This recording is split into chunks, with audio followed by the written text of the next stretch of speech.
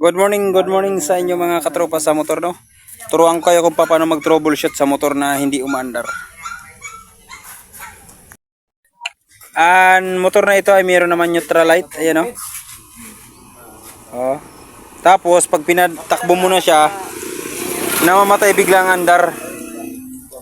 Tapos hindi na siya mag-start, oh. So ano ba ang problema nito mga kaibigan? Puntahan ta muna ang CDI, function ng CDI. Sige, video di ko.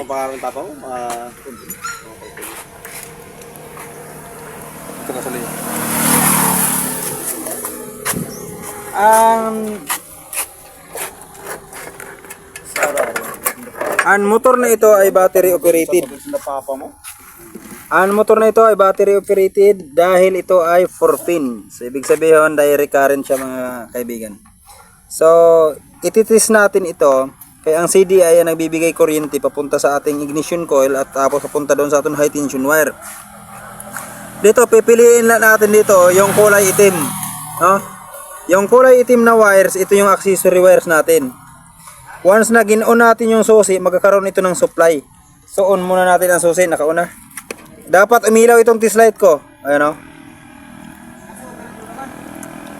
Tanggalin muna natin.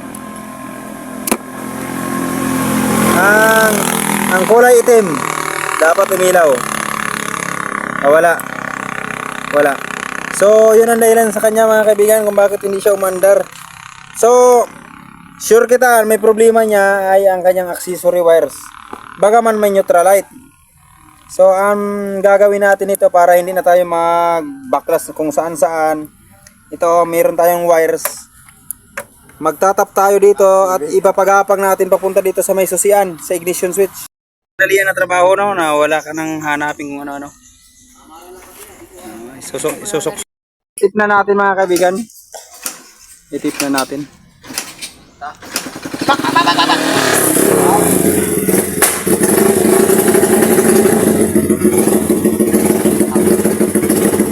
Bisa naman to.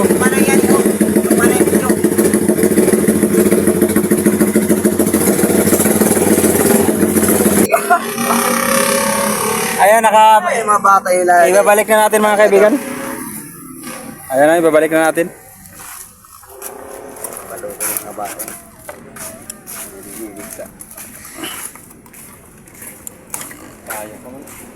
Oo, pagka dito wala umanda ang aunag, gasolina ko na may bong. Pagkapunta sa sinahan, wala na umandar. Para daw sa mga Ayun.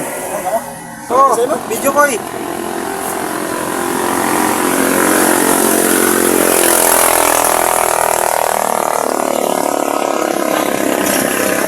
Okay mga kaibigan, ayuha.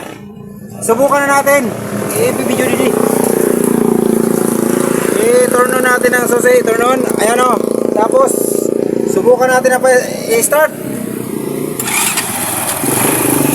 Oh, easy na.